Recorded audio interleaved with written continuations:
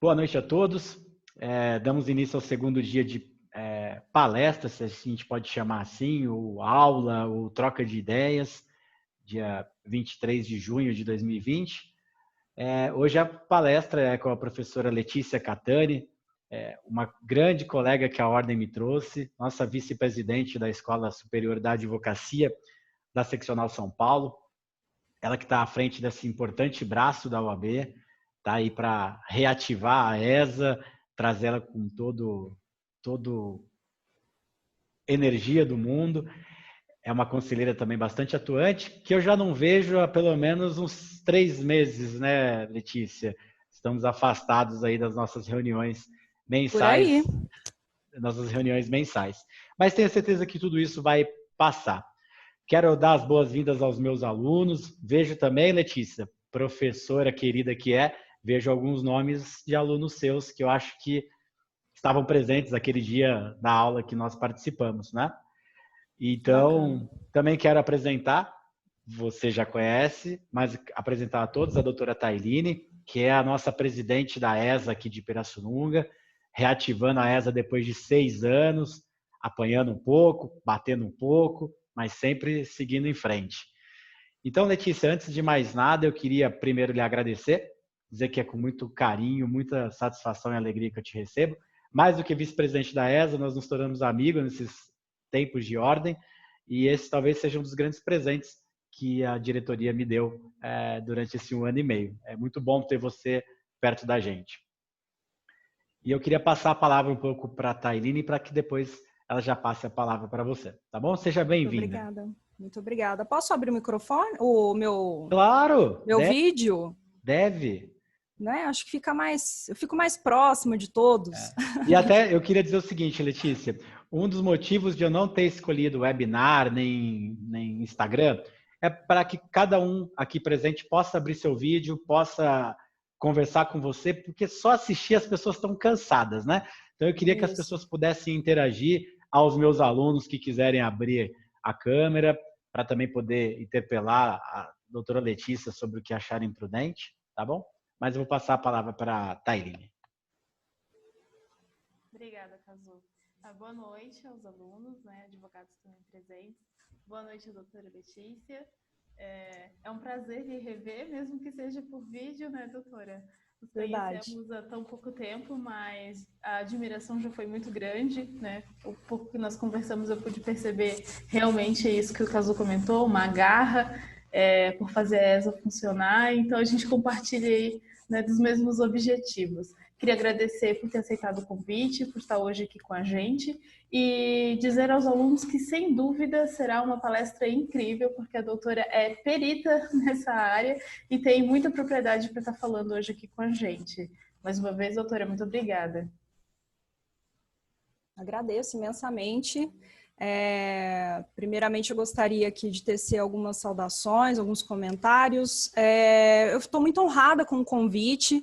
Eu acho que Pirassununga já é minha casa, né? Assim, considero. Eu estive há poucos meses aí para lançamento de um curso que foi um grande sucesso, né? Como o presidente Cazu disse, o retorno das atividades da Escola Superior de Advocacia em Pirassununga começou e com grande estilo. E, doutora Tailine, o trabalho maravilhoso que você tem desempenhado aí na presidência da Escola Superior de Pirassununga, você sabe que isso é uma missão que nós recebemos da Ordem, né, que é contribuir para o aprimoramento do advogado, para o aperfeiçoamento da cultura jurídica, para a reciclagem do colega advogado que precisa sempre se atualizar. E nós temos os instrumentos necessários para isso, que são os cursos, né? Então, eu lhe agradeço muito aí por ter essa garra e estar comigo nessa luta, nessa gestão para poder trabalhar nessa vertente. Presidente Cazu, é sempre um grande prazer. Convite seu não é convite, é uma ordem. E eu estou muito feliz de estar aqui com seus alunos. Quero cumprimentar a todos. Não sei se tem outros professores na sala, mas faço esse cumprimento, professores ou professoras, na pessoa do Dr. Cazu. Cumprimento a todos os alunos e alunas, advogados e advogadas. Se tiver alunos meus aqui, fico muito feliz, né? Alunos do Unifeb, faculdade que leciono, a disciplina de Direito das Famílias.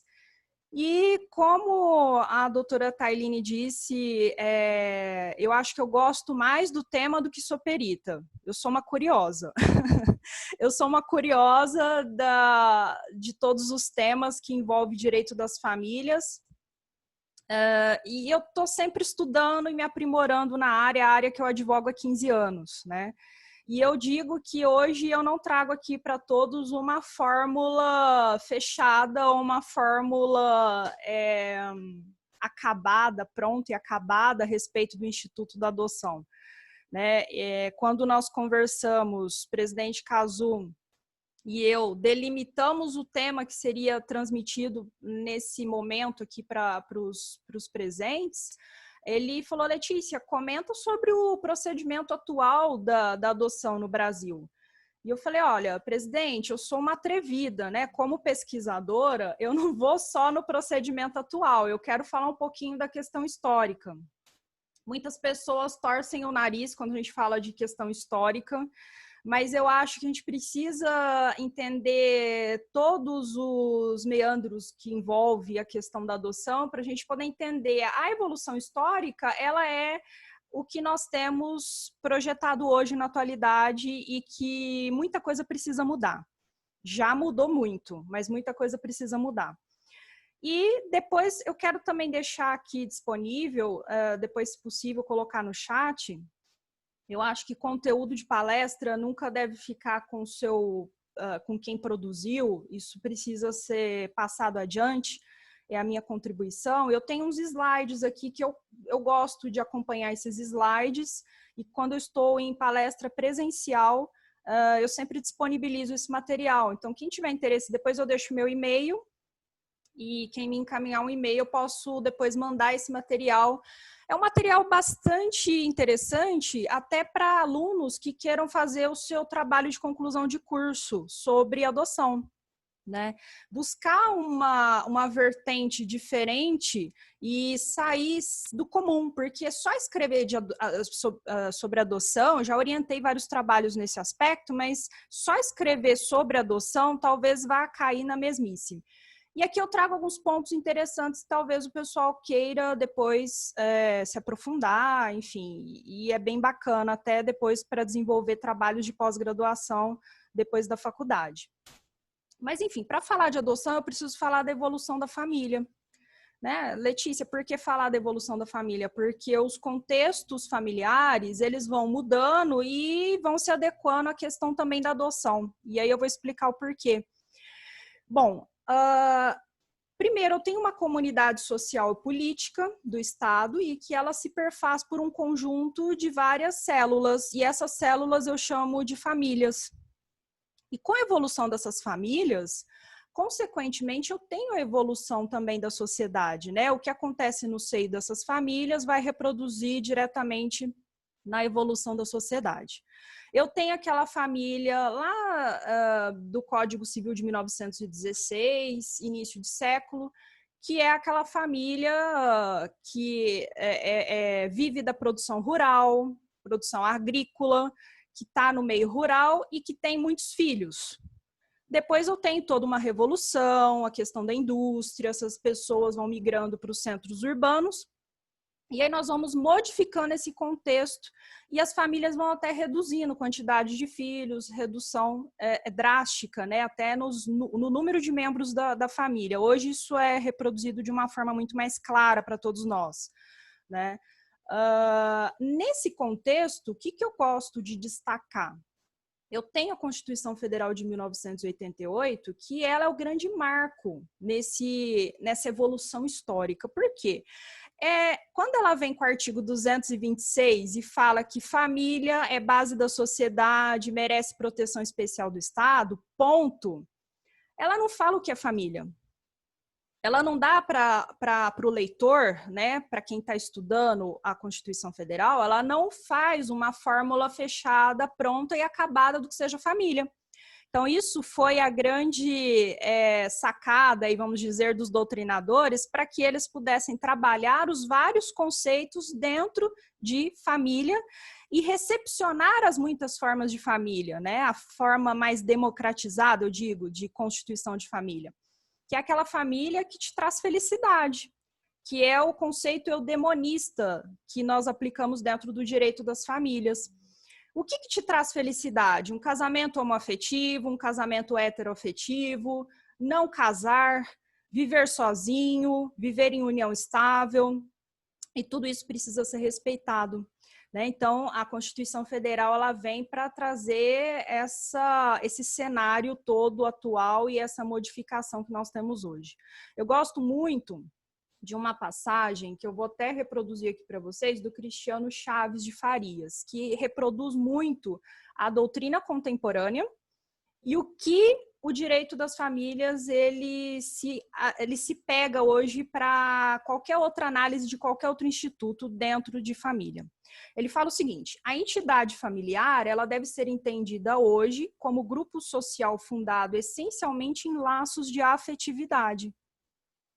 Quando eu falo laços de afetividade, logo me vem em mente aqui a reprodução do Instituto da Adoção, que é muito importante nós pensarmos em afeto e pensarmos em laços que são laços imateriais, laços que não são consanguíneos, laços que não são genéticos.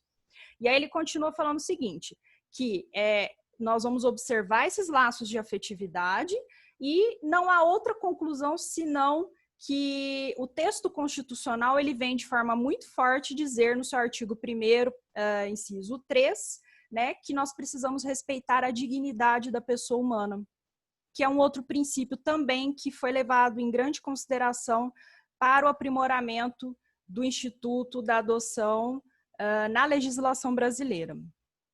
Nesse aspecto, eu gosto de trazer também alguns conceitos de direitos humanos, né? Porque falar de adoção também é trazer direitos humanos, é retomar aqui um braço, né, dos direitos humanos, dizer que eu não posso dizer que direitos humanos seria um único direito ou que há direito mais importante do que o outro, mas eu tenho um arcabouço de direitos, né? E eu não posso retirar um desses direitos inerentes a direitos humanos que o contexto todo fica capenga. Então, o que eu tenho reproduzido dentro desse conceito, lembrando, né, que nós temos aqui acadêmicos de direito ou advogados, todos sabem, mas é bom lembrar para nós partirmos para os próximos conceitos que eu quero dividir com vocês. Eu tenho uma unidade Letícia, desculpa te interromper, eu tinha uma falha minha, eu te coloquei como anfitriã também, caso você queira compartilhar a tela, já está aberto o share screen aí para você. Tá, eu acho que eu acho que se eu compartilhar eu posso acabar com a sua palestra. Tá bom, então. Então tá aberto para você. Tá ok. Eu tô com outro computador aqui do lado. Bom, dentro desses direitos humanos, eu tenho aqui, então, direitos civis, políticos, eu tenho os direitos sociais, desenvolvimento econômico, desenvolvimento cultural. E por que eu falo isso para vocês? Eu quero fazer aqui, recuperar com vocês alguns conceitos e eu quero que vocês viajem um pouco comigo no tempo sobre o Instituto da Adoção e eu quero começar lá na Antiguidade. Como que a adoção ela é vista, né, dentro desse contexto e como que depois eu vou encaixá-la em direitos humanos? Vejam, lá na Antiguidade, nós tínhamos que passar pelo crivo do judiciário, né? Não se convalidava uma adoção sem se passar também pelo crivo do judiciário. Só pessoas que não tinham filhos poderiam adotar, e o principal objetivo da adoção na Antiguidade era transmitir o nome da família para aqueles casais que não conseguiram ter filhos naturais, era transmitir o nome, transmitir as suas propriedades, dar continuidade àquela geração e àquela família. Era só isso, né? Então, assim, não havia um envolvimento, um sentimento, não havia algo inerente ou preocupado com o desenvolvimento da criança que seria inserida naquele contexto. Na Idade Média não muda muita coisa, não. Tá? Não muda tanta coisa. Eu tenho instituído na Idade Média aquilo que é denominado família cristã. E eu não digo que talvez houvesse um movimento contra a adoção, mas não se incentivava a adoção. Porque os bens daquela família ou daquele solteiro que morresse sem filhos, aqueles bens iriam para os senhores feudais ou para a igreja. Então, não havia incentivo nenhum em relação à adoção. Depois, na Idade Moderna, eu venho aqui com um ressurgimento, né, de alguns conceitos muito fortes implementados pela Revolução Francesa, e ela traz aquela questão da igualdade, né, da fraternidade, e essa busca, né, para que nós tenhamos aqui direitos humanos respeitados. Pois bem, qual que é o grande marco que eu quero deixar registrado aqui para vocês e que começa a refletir de alguma forma dentro desses conceitos de adoção e que são importantes para a evolução do Instituto? Eu tenho o Código de Napoleão. O Código de Napoleão, todos aqui que gostam de direito civil sabem, né, que o Código ele influenciou muito no direito brasileiro. E ele foi, acho que, o grande sistematizador de conceitos, de preceitos envolvendo a adoção. O que ele fala? O Código de Napoleão, ele coloca algumas regras, né, mais próximas de nós, é um código com um pouco mais de 200 anos, mas ele coloca regras mais próximas da realidade que vivemos hoje. E ele traz algumas regras, tipo 40 anos, idade mínima para a pessoa adotar, não poderia adotar com menos de 40 anos. A diferença entre adotante e adotado teria que ser de 15 anos, só que insiste na questão de não se poder ter filhos, né? Você podia adotar, mas você não podia ter filhos naturais. Isso foi um grande obstáculo ao longo dos séculos, ao longo de várias legislações que surgiram depois do Código de Napoleão. Pois bem, como eu falei de direitos humanos com vocês, os grandes marcos e que a gente começa a refletir sobre a necessidade de olhar a adoção com outros olhos é a Primeira Guerra Mundial, 1914 e 1918. Há um número de crianças órfãs gigantesco. Então, eu começo a pensar com mais carinho na colocação dessas crianças num contexto de afetividade e de acolhimento. Depois da guerra, vem a Declaração Universal de Direitos Humanos, de 1948, que não era tão específica, mais genérica, mas não era tão específica às crianças. E depois dela, com grande influência nela, nós temos a Declaração Universal de Direitos da Criança em 1959. Só o preâmbulo, né, ele já dá o tom aqui da importância dessa declaração para todas as outras legislações que surgiram depois. O preâmbulo fala que, visto que a humanidade deve à criança o melhor de seus esforços. Então, vamos sedimentar aqui regras jurídicas para que a gente possa trabalhar aqui a inclusão, o acolhimento e a proteção integral das crianças. Esse texto da Declaração Universal de Direitos da Criança, ele foi inspiração para o nosso Estatuto da Criança e do Adolescente de 1990. Tá? Um texto muito rico. Então, disso tudo que eu falo para vocês, começando lá na Antiguidade, perpassando aí pelas questões que marcaram a humanidade, que são as guerras, né, que deixaram aí marcas muito profundas, e crianças abandonadas, precisando de lares, a reflexão mudou. Eu não falo mais da necessidade de abraçar ou na necessidade de cuidar dos interesses do adulto, do pai ou da mãe que tem os sonhos de ser pai ou mãe. Eu começo a pensar em acolhimento de uma criança. Será que só para satisfazer aqui, de repente, o sonho desse pai ou dessa mãe de ser pai ou mãe, né, nós poderíamos continuar incentivando a adoção e da forma como estava? Então, tudo isso foi refletido, tudo isso caminhou para legislações muito mais aprimoradas, e hoje eu vou chegar nesse ponto que nós temos uma colcha de retalhos, mas que não há divergência entre essas normas. Eu acho que elas estão sempre convergindo para um lugar de acolhimento. Como é que está o Brasil? E como que foi essa questão histórica no Brasil? Bom, primeiramente, inspirado naquele Código de Napoleão, vem o Código Civil de 1916.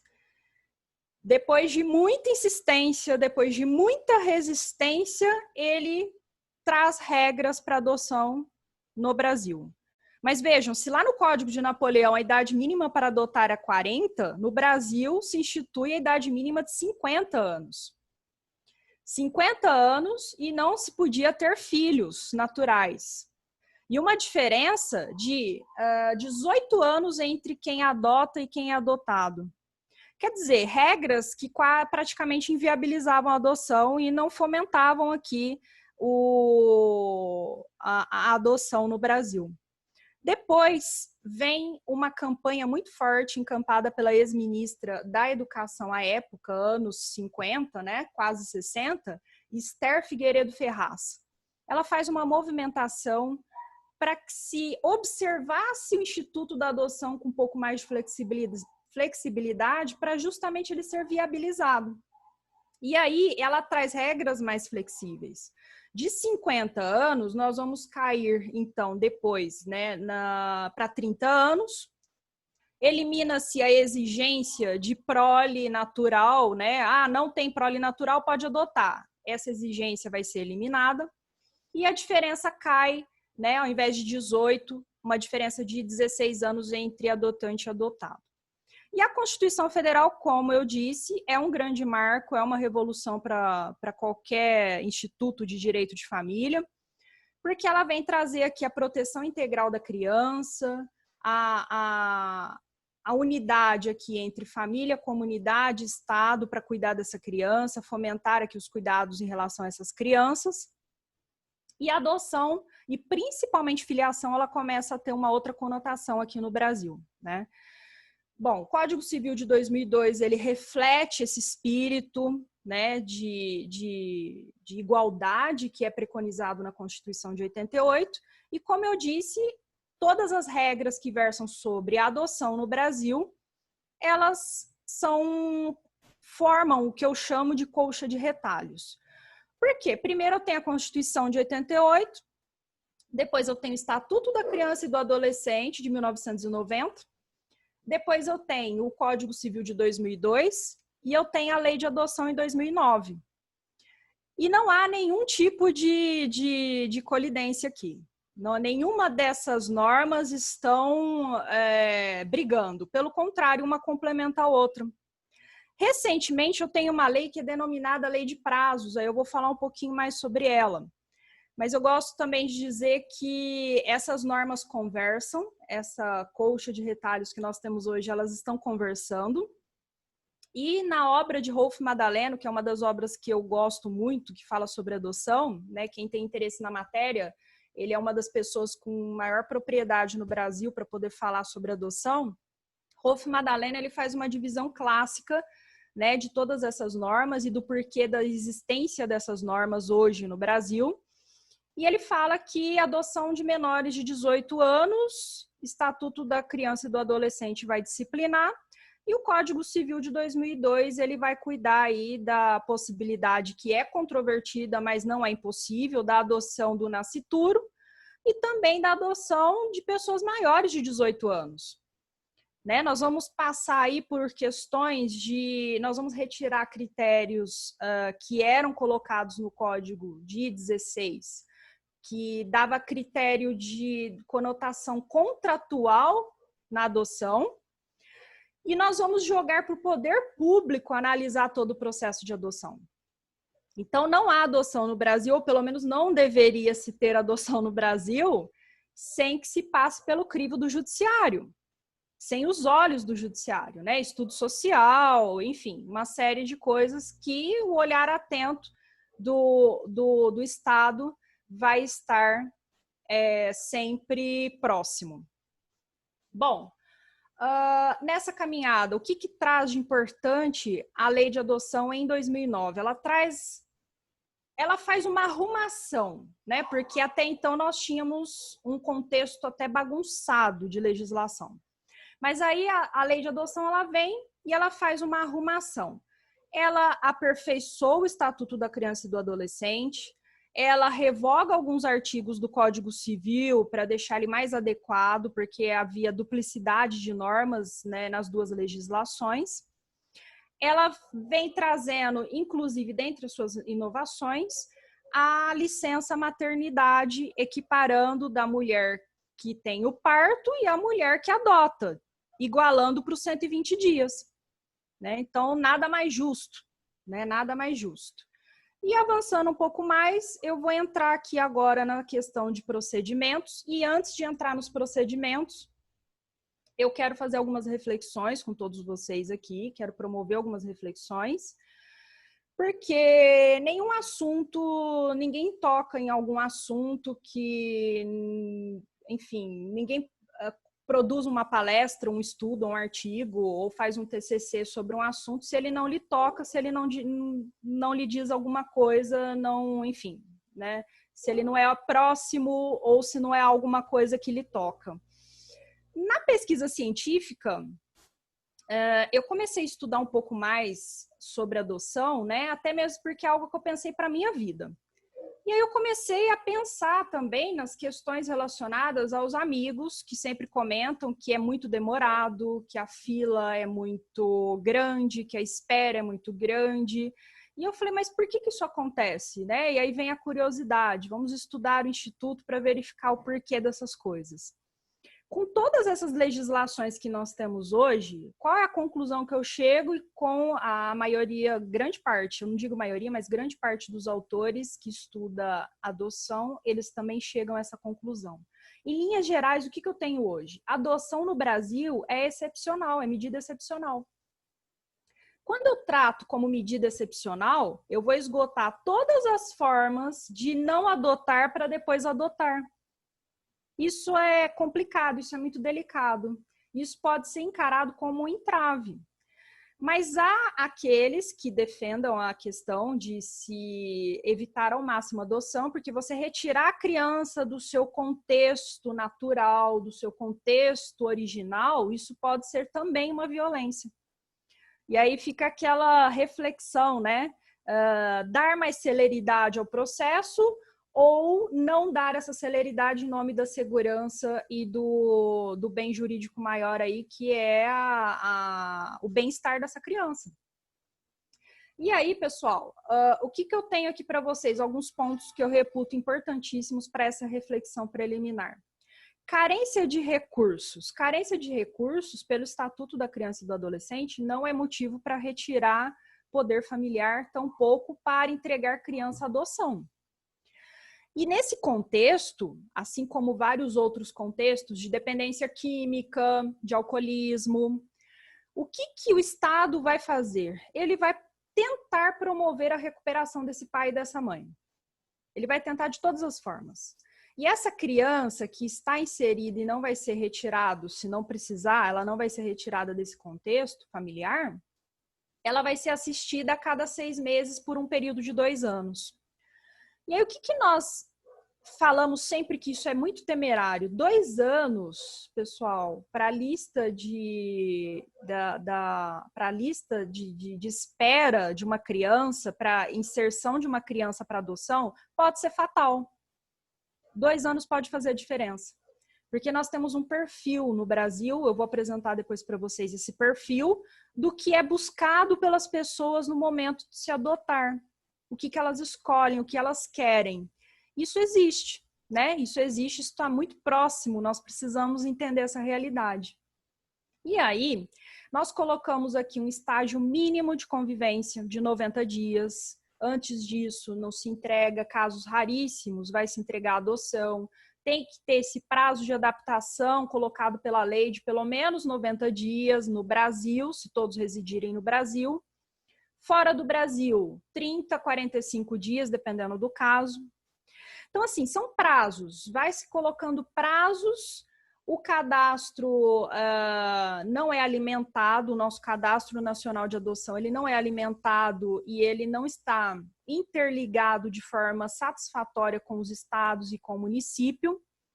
Então, há grandes desencontros ainda em relação aqui à parte procedimental e à parte de efetivação da adoção na prática. Bom, por que demora, né? Por que demora um pouco a questão da adoção no Brasil? Por que ainda se demora tanto e é um procedimento tão moroso? Eu tenho 3 fases nesse procedimento. Então, alguns juízes extremamente legalistas, né? Eu não estou dizendo que está errado ser legalista, mas pelo contrário, mas extremamente legalistas, eles vão seguir todos os ritos, todos os prazos e obedecer todas as regras das leis atinentes à adoção no Brasil. Isso é perigoso. E eu vou comprovar isso para vocês em sequência por que é perigoso.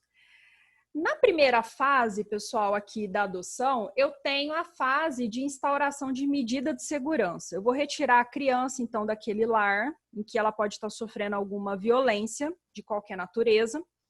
Se precisar de uma recuperação em hospital, internação, nós vamos retirar a criança daquele contexto e, se for o caso, até colocar numa casa-abrigo. O que a gente vai fazer aqui? Essa notícia ela vai chegar para o Ministério Público ou através de conselho tutelar e, num primeiro momento, nós vamos suspender o poder familiar daquele pai ou daquela mãe ou daqueles pais.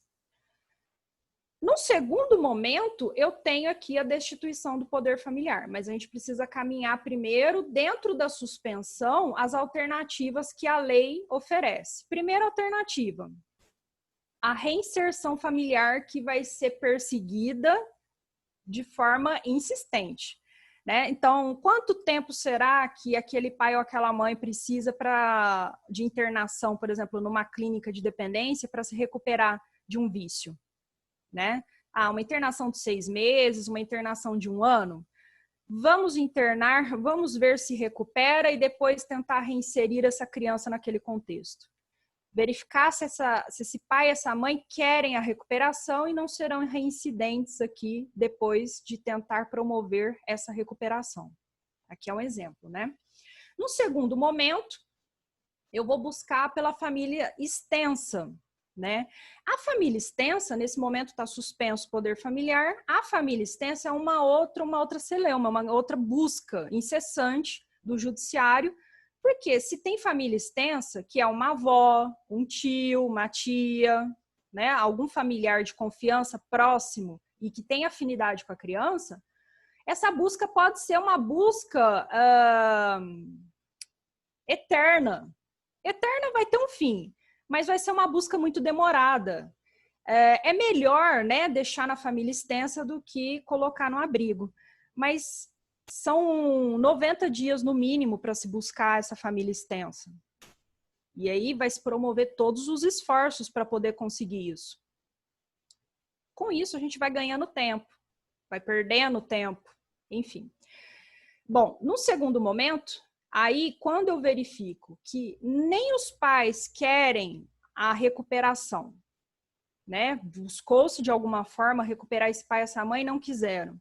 Não tem família extensa, não tem nenhum parente com afinidade com a criança para poder receber essa criança, aí eu vou passar por processo de destituição do poder familiar.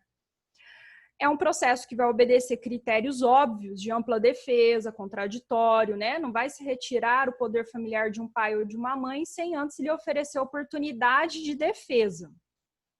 Isso é demorado, né? Isso é demorado. Bom, é uma decisão que é interlocutória no primeiro momento de suspensão e no segundo momento, com a sentença, eu tenho aqui a destituição do poder familiar. Depois dessa sentença de perda do poder familiar, eu coloco a criança num cadastro nacional de adoção. depois dessa sentença, é possível inserir essa criança dentro do contexto aqui, então, desse cadastro nacional de adoção. E eu entro na terceira fase do processo, que é a habilitação dos pais, né?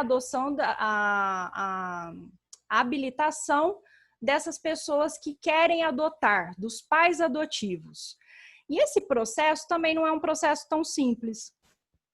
Nesse procedimento todo que eu acabo de falar para vocês, tentar recuperar o pai, tentar reinserir na família natural, tentar achar a família extensa, suspende o poder familiar, oferece ampla defesa e contraditório para o pai e para a mãe, destitui do poder familiar e depois coloca no Cadastro Nacional de Adoção, isso pode levar muito tempo. Isso pode levar muito tempo.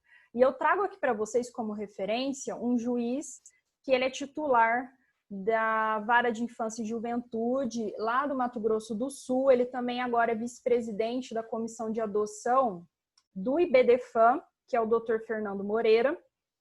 E ele é uma das grandes referências nacionais a respeito também da temática adoção. E ele fala que ele aplica, né? Ele entende que essa questão de ser extremamente legalista em varas como a dele não é o mais correto.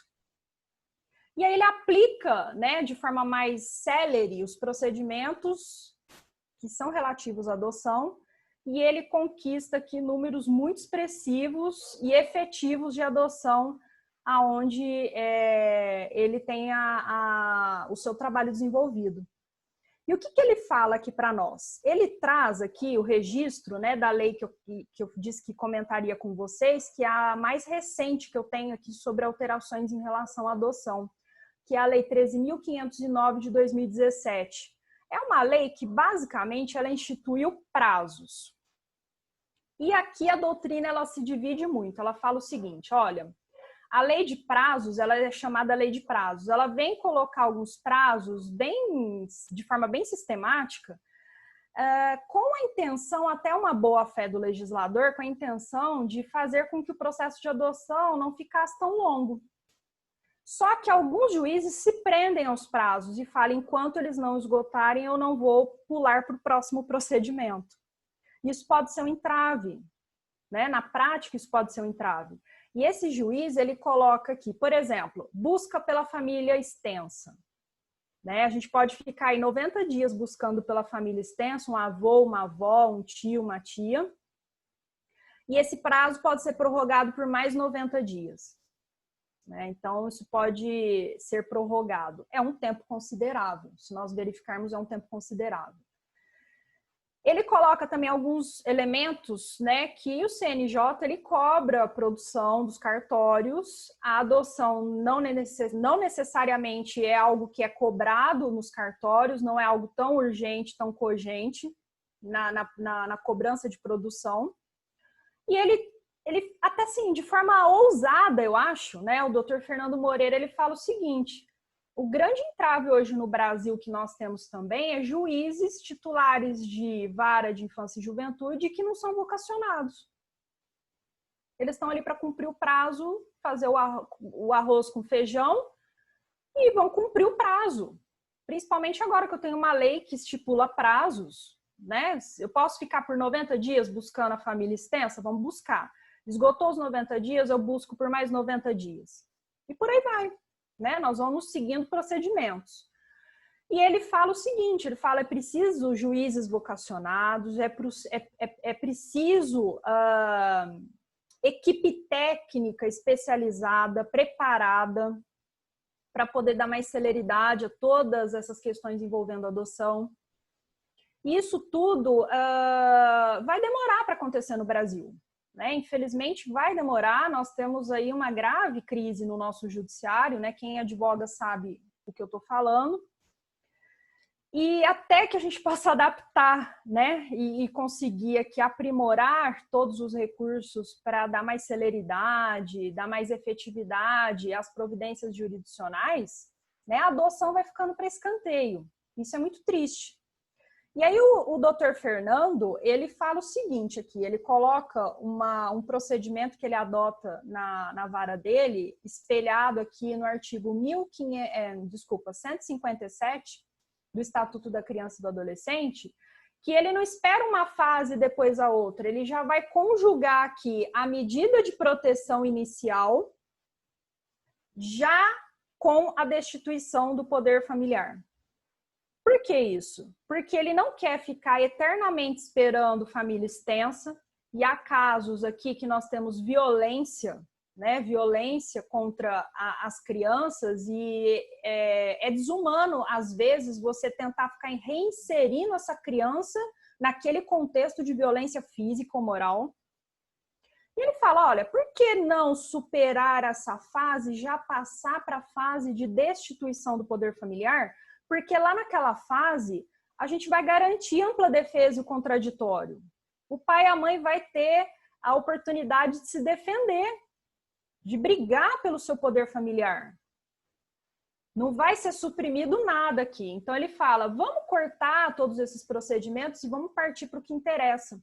E lá no artigo 157, que eu acabo de mencionar do ECA, ele fala o seguinte, havendo motivo grave, suspende de imediato o poder familiar, concede guarda provisória para fins de adoção, quer dizer, já vai buscar lá no Cadastro Nacional aquele que está habilitado e se encaixa nas características da criança, e já entrega essa criança para, inclusive, contar aquele prazo de 90 dias, que vai ter a adaptação dessa criança junto com essa nova família.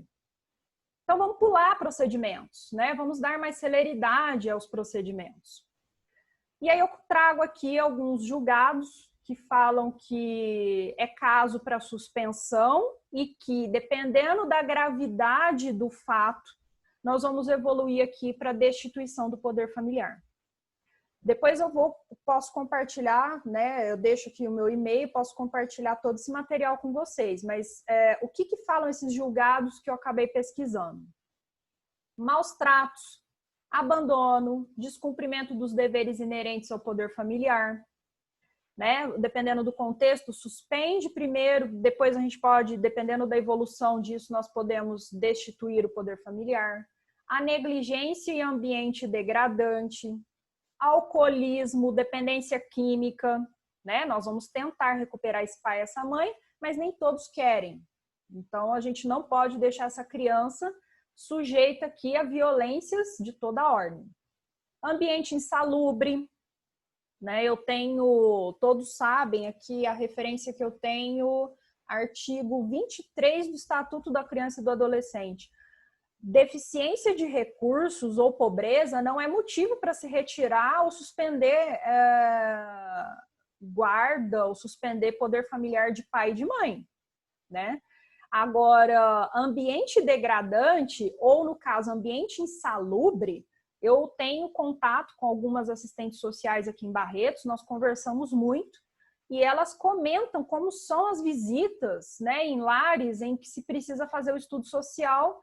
E ela chega, panelas no fogão já com bigato, um cheiro terrível dentro da casa, cachorros dentro de casa e urinam, fazem xixi, cocô dentro de casa e a criança envolvida naquele ambiente sujo, né? Que pode até contrair uma doença. Então, assim, não é pobreza em si, mas aqui nós estamos falando de ambiente insalubre. O abandono afetivo, em alguns casos, pode ensejar aqui a destituição do poder familiar. A intervenção infrutífera dos órgãos de proteção, quer dizer, vamos tentar recuperar o pai e a mãe, se eles não quiserem, ou tentamos, houve uma recaída, tentamos novamente, houve nova recaída, a criança não pode, de forma alguma, sofrer eternamente esse ciclo de violência. A prática de traficância, ambiente moralmente inadequado, né? Tudo isso gera suspensão e, consequentemente, a perda, destituição aqui do poder familiar. Bom, na terceira fase que eu cheguei com vocês, em que eu vou habilitar os pais, o que vai ser observado aqui? Nós vamos fazer dinâmicas com os pais, dinâmicas em grupo desses pais que querem adotar, entrevistas com psicólogo, com assistente social, uma investigação na vida desses pais. Lembrando que, para regras hoje no Brasil, né, basta-se ter 18 anos, vejam a flexibilização, né, eu começo lá em 16, no código de 16, com 50 anos, depois há uma flexibilização nos anos 50, 60 para 30. Hoje no Brasil você pode adotar a partir dos 18 anos e com uma diferença de 16 anos entre adotante e adotado. Bom, feito tudo isso, nós vamos encaixar esse pai e essa mãe aqui nesse cadastro, né?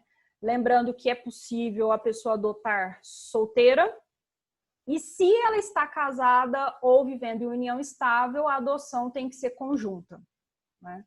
Mas uma coisa que hoje já está bem pacificada é que se o processo de adoção começa com o casal casado ou vivendo em união estável e no curso do processo, né, eles advém divórcio ou culmina numa dissolução da união estável, a adoção ela tem que seguir aqui, pessoal, a vida como ela é.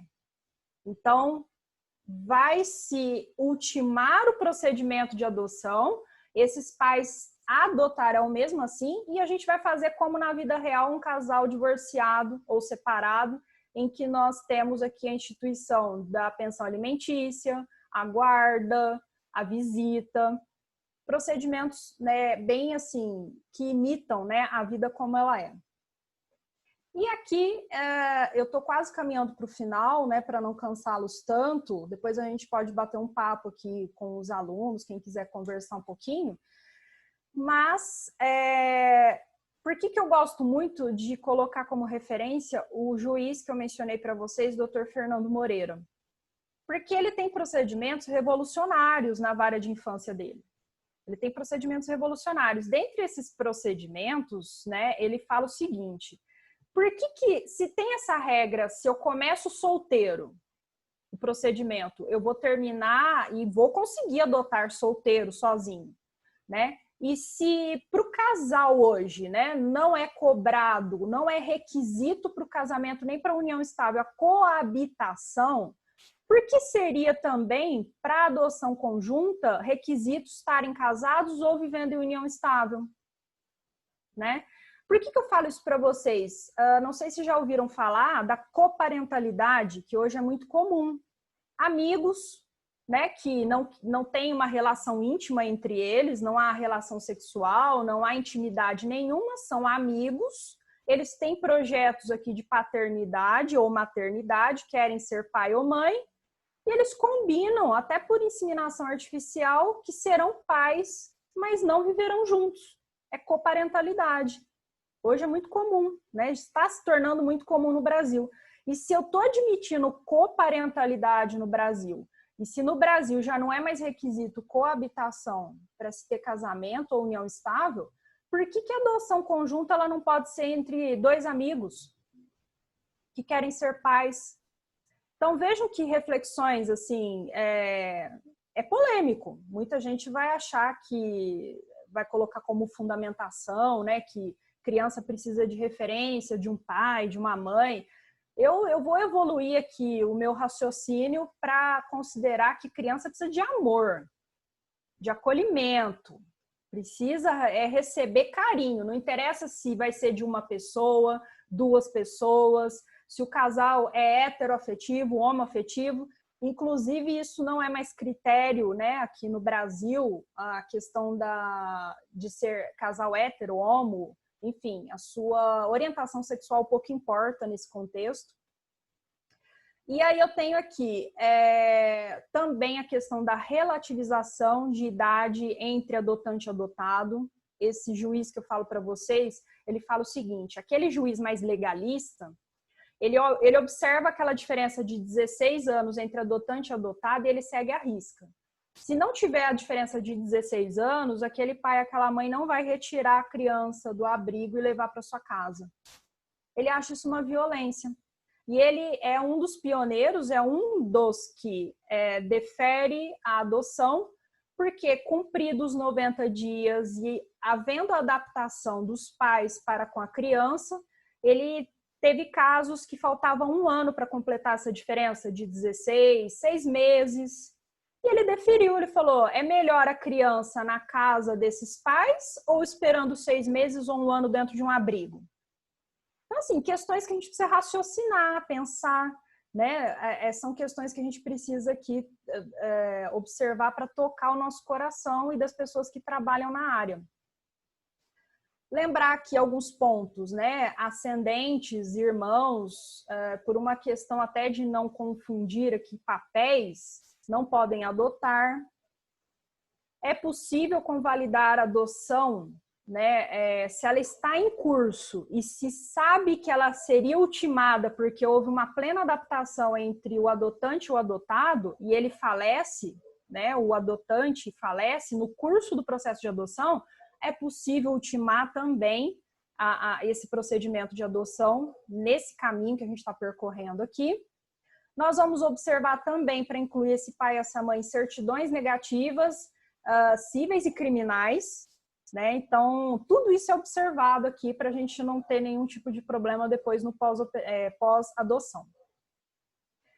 A questão de casais homoafetivos adotarem, eu quero só comentar aqui um julgado em que um juiz ele rebateu aqui uma manifestação do Ministério Público, em que ele coloca numa decisão muito bonita de um RESP, ele fala que o afeto é mola propulsora da adoção. O amor, o afeto é a mola propulsora e não outros sentimentos menores. E ele coloca isso porque o casal homoafetivo, tentando adotar, esse promotor disse o seguinte, ele colocou aqui na sua tese de que não seria possível adoção porque a criança não tinha 12 anos completos. E no Brasil escuta-se, né, a opinião da criança de 12 anos, com mais de 12 anos, se ela consente ou não a adoção. Então, quer dizer, para o promotor, ele teria que se ouvir a criança se ela queria ser adotada por um casal homoafetivo. Então, aqui eu vejo, né, sinais de uma resistência sem justificativa alguma, sem precedentes, e eu vejo aqui uma certa resistência, até um certo preconceito, quando se coloca que somente crianças com mais de 12 anos poderiam ser adotadas por casais homoafetivos. Obviamente que isso foi rebatido, não há nenhuma regra nesse sentido na nossa lei, e não há nenhum tipo de entrave para esse tipo de adoção.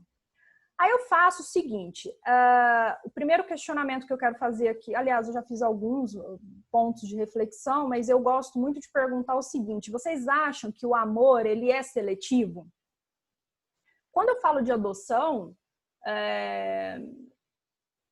quando você começa a observar aqui alguns critérios, né, da adoção, e quando você começa a analisar aqui as características buscadas pelos adultos para adotar nas crianças, você começa a pensar, será que o amor, ele é seletivo?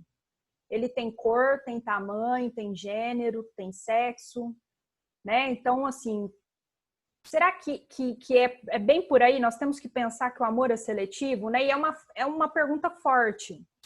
Não, Letícia, eu não sou preconceituosa, eu não sou preconceituoso, mas você aceitaria adotar uma criança com alguma doença? Tudo isso é questionado nas entrevistas quando você vai se cadastrar para adotar uma criança. Quando você vai até a vara de infância e juventude e se cadastra, né, para os procedimentos de adoção. E aqui eu coloco para vocês alguns dados, depois quem quiser pesquisar, Conselho Nacional de Justiça tem esses dados e no Cadastro Nacional de Adoção é possível também encontrar a atualização desses dados. Eu tenho aqui comigo os números de 2019, tá? E eles falam o seguinte, total de pretendentes disponíveis para adotar no Brasil tem 42 mil. Total de crianças acolhidas E aqui eu estou falando de crianças acolhidas, eu não estou falando de crianças que já foram inseridas no cadastro. Elas estão na fila aqui esperando procedimentos judiciais para destituição de poder familiar. Elas estão em abrigos, elas estão em famílias substitutas, elas estão com padrinhos ou madrinhas, né, que são cadastrados. São 47 mil, aguardando providência jurisdicional. Tá? Agora, para a adoção no Brasil, já cadastradas, disponíveis para adoção, nós temos só 5 mil. Então, eu tenho aqui um número de 42 mil pessoas querendo adotar e tem um número de 5 mil entregues à adoção e cadastradas no CNA. Agora, qual que é o perfil dessas crianças, pessoal? Isso que é triste, né? São crianças que têm mais de 3 anos de idade. Você é criança com muito menos de 3 anos, ou com menos de 3 anos, né? Com menos de 3 anos é muito mais fácil adotar. São crianças que têm irmãos, e aí quem vai adotar não quer separar os irmãos ou não quer adotar os irmãos juntos.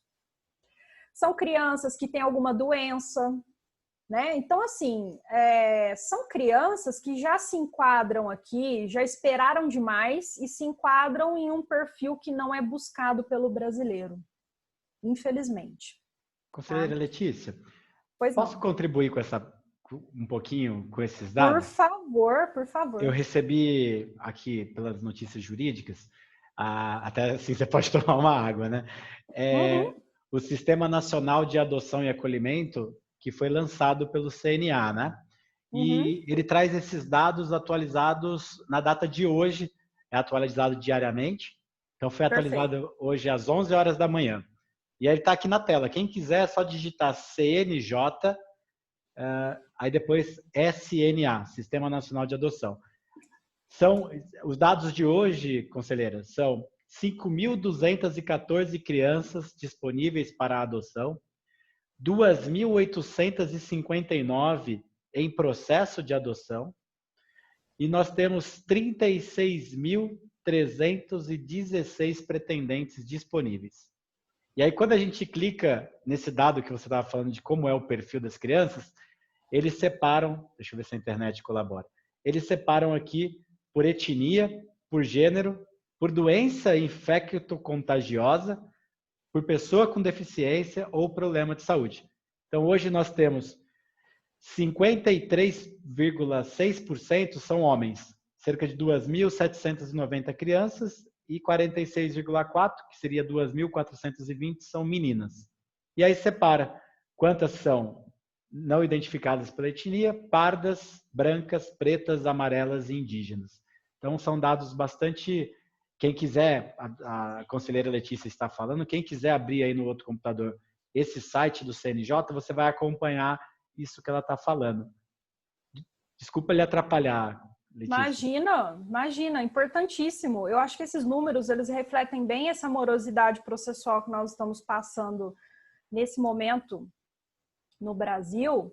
E o brasileiro, ele prefere a criança que não tenha nenhum tipo de doença, ele prefere adotar mulheres a homens, ele quer crianças com menos de 3 anos e geralmente não escolhem as crianças negras.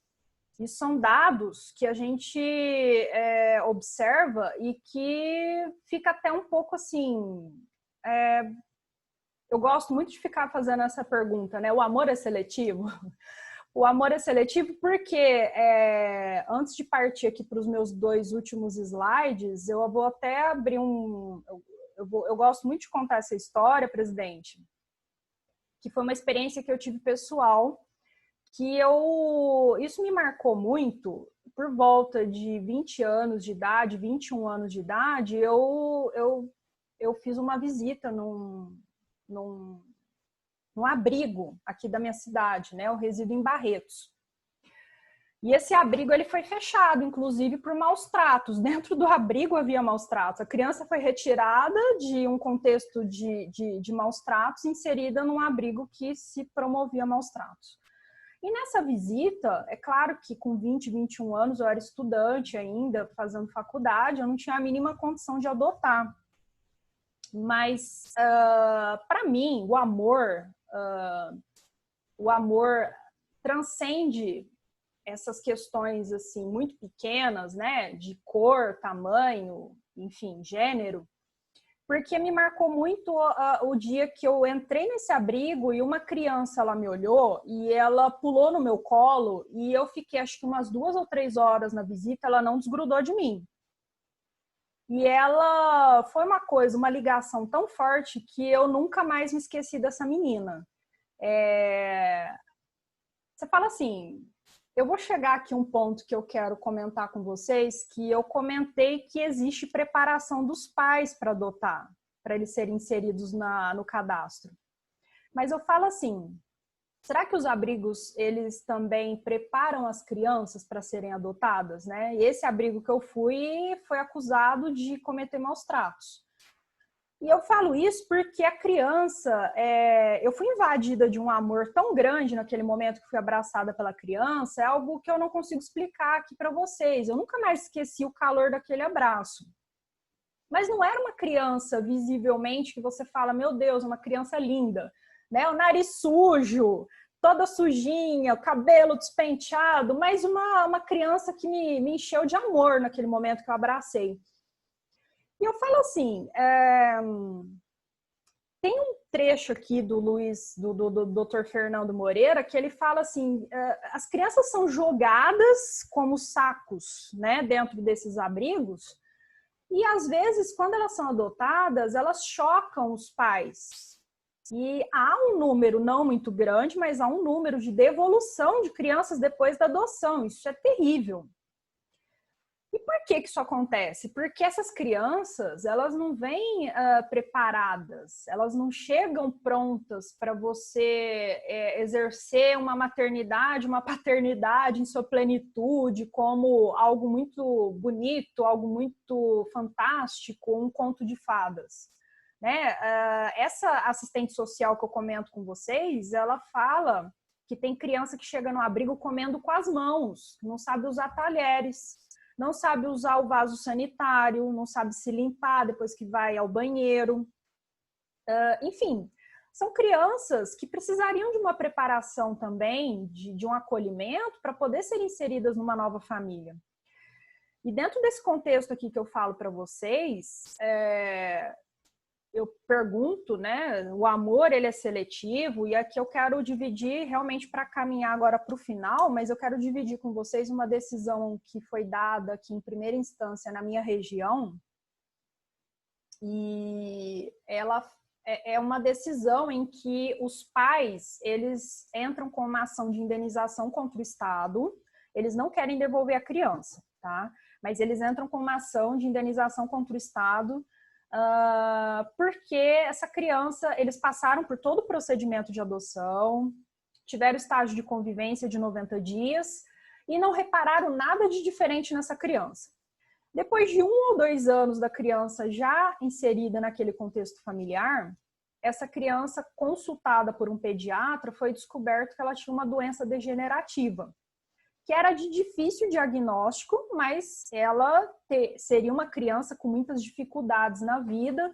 Em algum momento ela iria perder a visão e talvez até a possibilidade de andar, de se desenvolver de forma normal. Enfim, ela teria algumas limitações, essa criança. E aí, procurando pelo advogado, esses pais entraram com essa ação de indenização contra o Estado e o juiz aqui deu uma lição enfim, foi muito bonita a decisão, depois quem quiser eu posso encaminhar, e ele cita aqui uma assistente social com pós-doutorado, uma referência na área, que é a doutora Silvia Nambinger, e ela fala aqui o seguinte, que não é conto de fadas mesmo, né? Que muitas das crianças abandonadas em instituições governamentais para adoção, elas têm problemas de saúde, malformação congênita, lábio leporino, problemas ortopédicos, cardiopatia, ela tem retardos psicomotores, sequelas de maus tratos, queimaduras, cicatrizes, muitos problemas psicoafetivos, né? Agressividade, às vezes hiperatividade. tem cegueira, HIV. Essas são as nossas crianças, né, que estão sendo colocadas à adoção. E ela fala o seguinte, que essas crianças precisam reverter esses quadros, né, serem curadas, porque o amor vai curar essas crianças, para que elas possam viver com dignidade. Agora, o que me chocou nessa decisão que eu trouxe para vocês, e ela é um ponto de referência para todas as minhas palestras de adoção. De forma, eu acho até que inadequada, o colega advogado, ele fundamentou a petição dele no Código de Defesa do Consumidor. Como se a criança fosse um pacotinho que você retira da prateleira, aí você pega em casa e descobre que o brinquedo tem um defeito.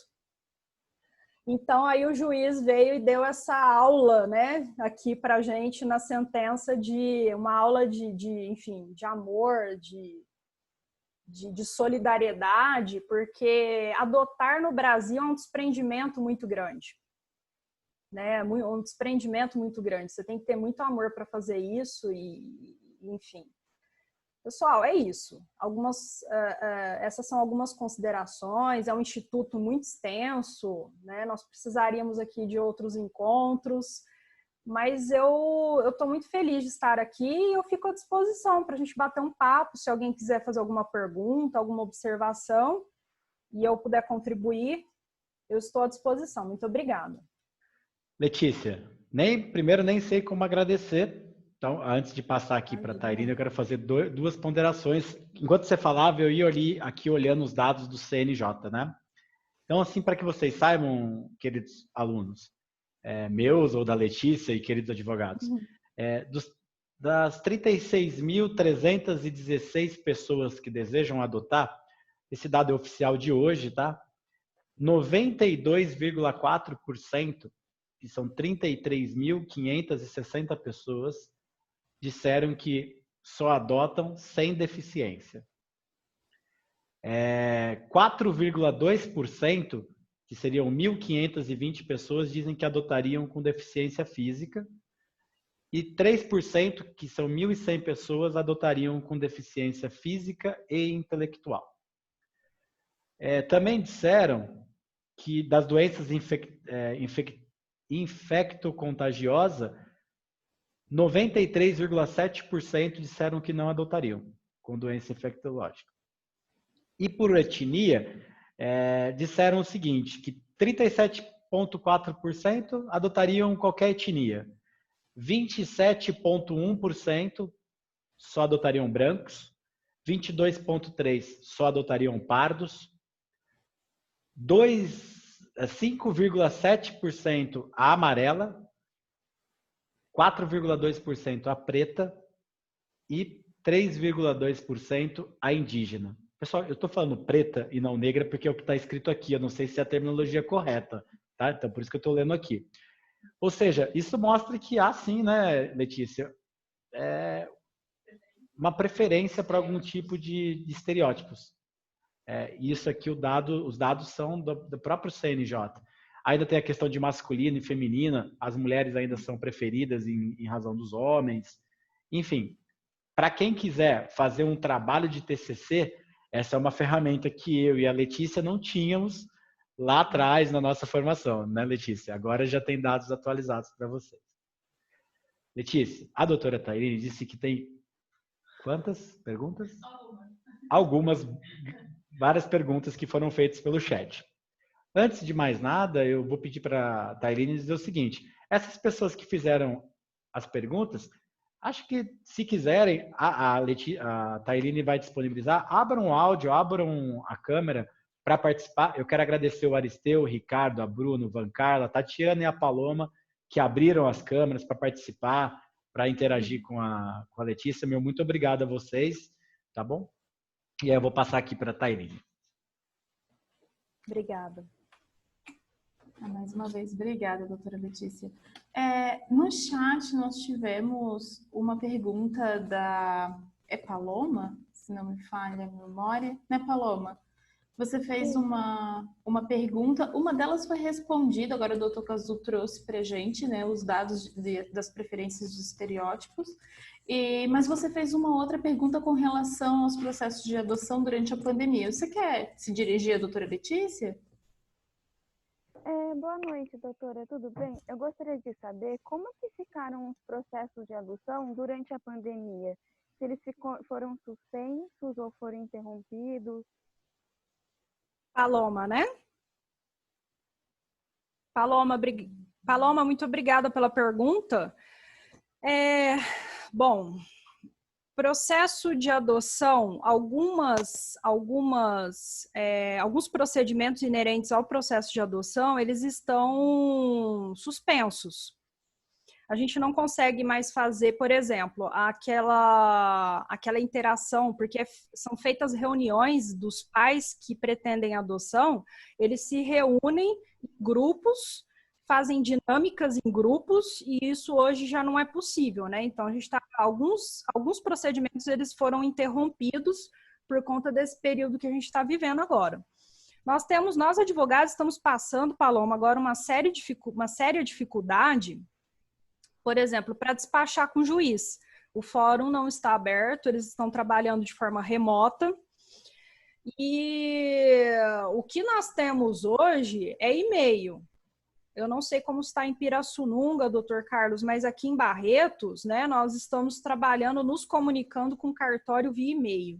Alguns procedimentos foram interrompidos, né, porque o que é urgente, Paloma, a gente não pode esperar a pandemia chegar. Se eu tenho aqui a notícia de maus tratos, notícia de abandono, uma notícia de perigo que essa criança está correndo, a gente não vai esperar a pandemia. A notícia chega até o Ministério Público, vai ser tomada alguma medida. Chega através do Conselho Tutelar, vai ser tomada alguma medida. Mas o processo em si que está em encaminhamento, o que dá para tocar se toca, o que tem algo que vai ter contato físico entre as pessoas está sendo evitado.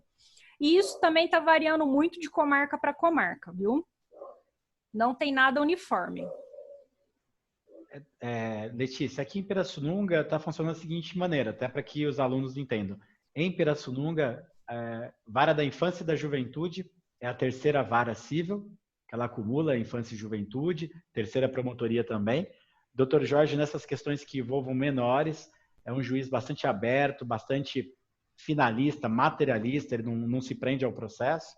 E legal. As notícias que eu tenho é que para esses casos ele tem despachado e recebido os advogados na residência dele. Fantástico. Ele é bem aberto, é um juiz bastante flexível. Nossa. Posso fazer uma pergunta depois, por gentileza? Pode, aproveita, Aristeu, já está aí, pode fazer, claro. Bom, primeiramente quero agradecer a todos aí, né? Dar uma boa noite a todos, a doutora Letícia, você, Cazu, a Aline e os demais, né? E agradecer a disposição.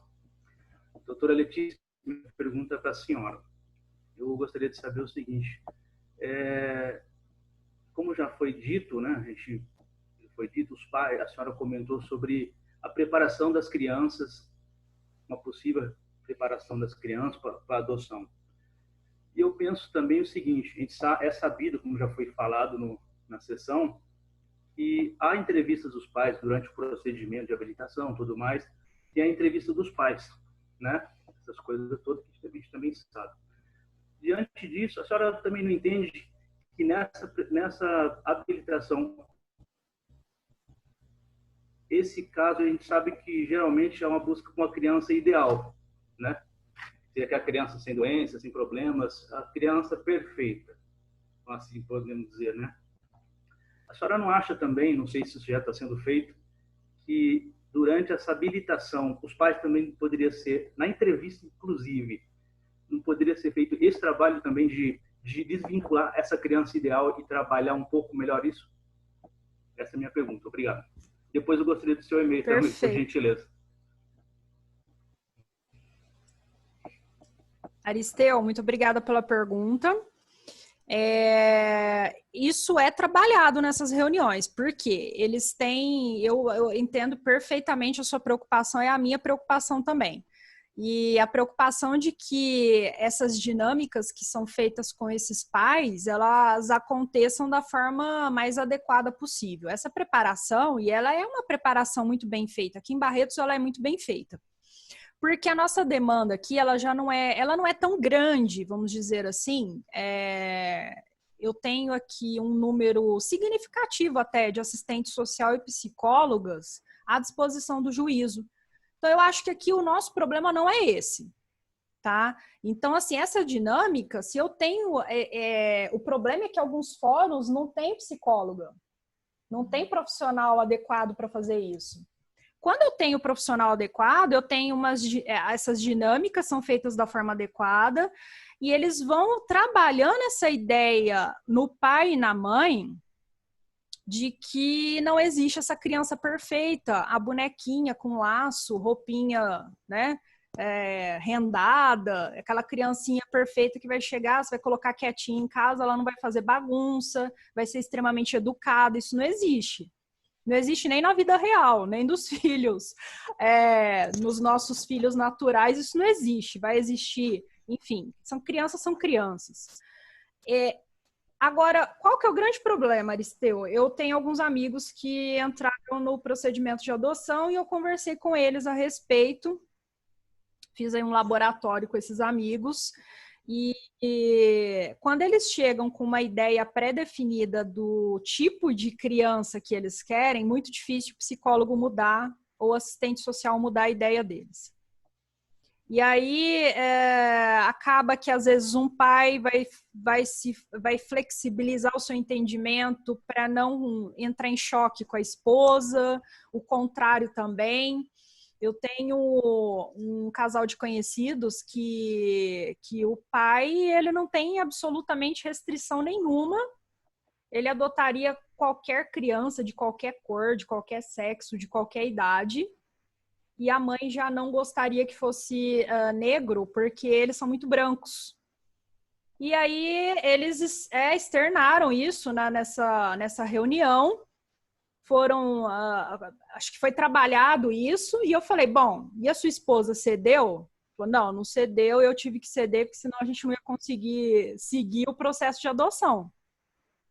Então, eu acho assim, precisamos trabalhar isso. Agora, Aristeu, em poucas reuniões, como é que a gente vai conseguir retirar da pessoa, às vezes, eu não digo que seja, mas como é que você vai conseguir ensinar que ela não pode ser preconceituosa ou retirar esses critérios, né, da pessoa, enfim, que pretende adoção?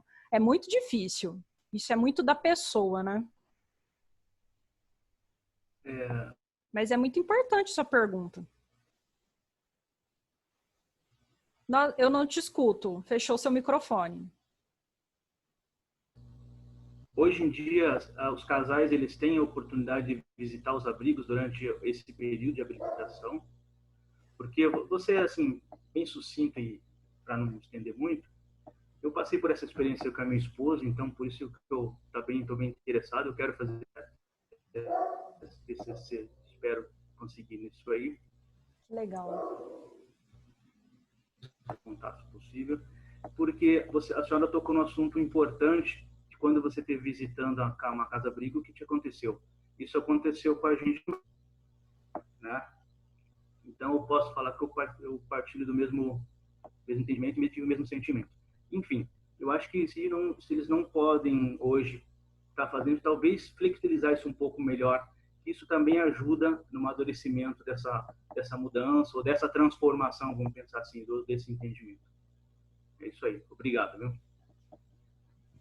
Doutora, a Bruna fez uma pergunta aqui no chat. Eu não sei se você gostaria de fazer para a doutora, Bruna. Gostaria de se dirigir a ela?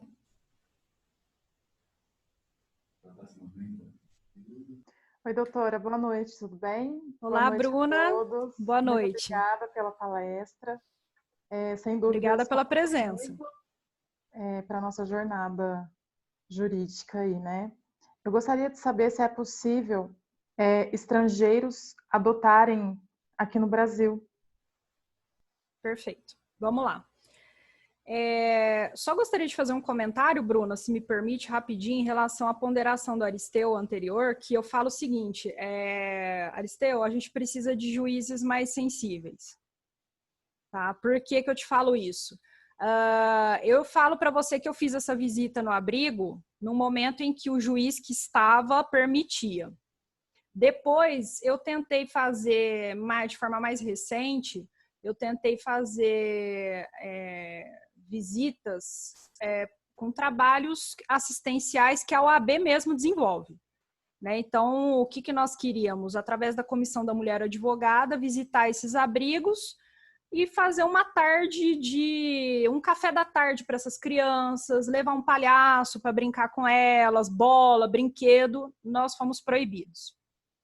E aí, qual que é a justificativa? Eles falam que quando se visita, os adultos entram nos abrigos, cria expectativas e frustra depois a criança. E esse juiz que eu menciono aqui de forma insistente aqui para vocês na palestra, ele fala o seguinte, ele fala que ele tem um projeto para abrir as casas, para abrir os abrigos, e no fim de semana, se você quiser passar um fim de semana com a criança, vai para lá, vai passar o fim de semana, leva um bolo de chocolate, vai brincar com essa criança, vai fazer alguma atividade com ela, interagir com essa criança. Alguns juízes, eles são mais flexíveis nesse aspecto, outros não são. Então, aqui em Barretos, eu não consegui promover algumas atividades dentro do abrigo por conta dessa super proteção aqui, né, que existe, enfim. Aqui em Pirassununga, na época, foi permitido, assim, visita, assim, a gente não ficava focado numa criança para não despertar esse sentimento, assim, né? Sim. Nós mesmos trabalhamos isso na nossa cabeça, trabalhar com todas as crianças na visita. Mas, assim, o juiz aqui foi espetacular, assim, com a gente e com os casais, que a gente trabalhou como agente multiplicador depois de ideias e tudo mais. Esse juiz que eu menciono, Aristeu, ele tem um projeto... Jorge, Oi? No caso, foi o Dr. Jorge, né? Ah, tá. Sim. Esse juiz que eu menciono, ele tem um projeto de criar uma central, um site e divulgar a foto da criança e você poder interagir com a criança, mandar mensagem, enfim, para você ficar mais próximo dessas crianças e desenvolver um afeto mesmo, né? Enfim, são coisas que a gente precisa evoluir e você sabe, Aristeu, algumas dificuldades, enfim, se você está nessa caminhada aí, você sabe as dificuldades, né, que você vai enfrentar, mas vai dar tudo certo. Bruna, eu tô pensando ainda, Aristeu, eu tô achando que logo, logo eu resolvo essa questão também. Bom, Bruna, qual que é o grande problema da adoção estrangeira aqui no Brasil? Nós temos essa possibilidade, mas dentro do espírito que eu passo para vocês aqui na palestra, a adoção ela é algo excepcional. Se é algo excepcional, o Brasil ele já sistematizou essa questão em que aspecto? Ele vai esgotar todas as formas de manter essa criança na família natural e dentro do Brasil. Só no segundo momento em que ela vai ser disponibilizada para uma adoção internacional. Mas até que isso aconteça, né, os estrangeiros, né, segundo dados, os estrangeiros eles não têm eles não restringem tanto ou não fecham tanto as características. Tanto que crianças até com mais de 3, 4, 5, até 7 anos são facilmente adotadas por estrangeiros. E eu acho que isso deveria ser mais flexibilizado também, principalmente quando eu tenho contextos de crianças de 12 anos que elas já podem falar se elas querem ou não. Elas já podem exprimir sua vontade e falar, eu quero ou não ser adotado por um casal estrangeiro e, enfim, elas poderão optar ou serem ouvidas, né? E eu acho que isso deveria ser um procedimento mais menos burocrático, vamos dizer assim. Então, dentro dessa questão da excepcionalidade, é possível adoção estrangeira, mas ela não vai ser tão rápida assim por conta dessa questão da excepcionalidade. Obrigada, doutora. Obrigada a você pela pergunta, pela presença também. Amanda, você quer se dirigir à doutora? Ela fez algumas perguntas aqui no chat também. Eu não sei se ela quer abrir a câmera, conversar com a doutora, ou eu mesmo faço.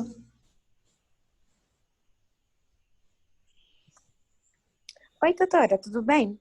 Eu gostaria de saber por que muitas pessoas optam por adotar no exterior, aqui no Brasil, principalmente na África, falam que o sistema é mais rápido. Mas como reverter isso, já que tem tantas crianças precisando de um lar aqui no Brasil? Boa pergunta, Amanda.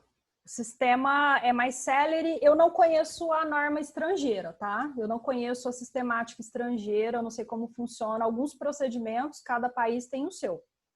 Mas algumas pessoas, talvez, elas busquem esse tipo de adoção justamente pela celeridade e menos burocracia. Aqui no Brasil, hoje em dia, da forma como está, eu insisto nessa premissa, nós temos aqui regras sedimentadas e que são regras que quase que dificultam a adoção, né? Você tem que seguir todos os prazos, o juiz ele não pula etapas, ele deixa esgotar todos os prazos, né? Se são 90 dias de convívio, vamos deixar até o último minuto, até o último dia.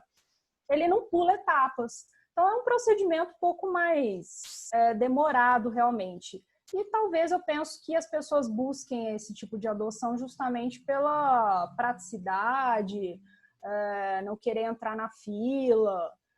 E pode ser esse o caminho, Amanda.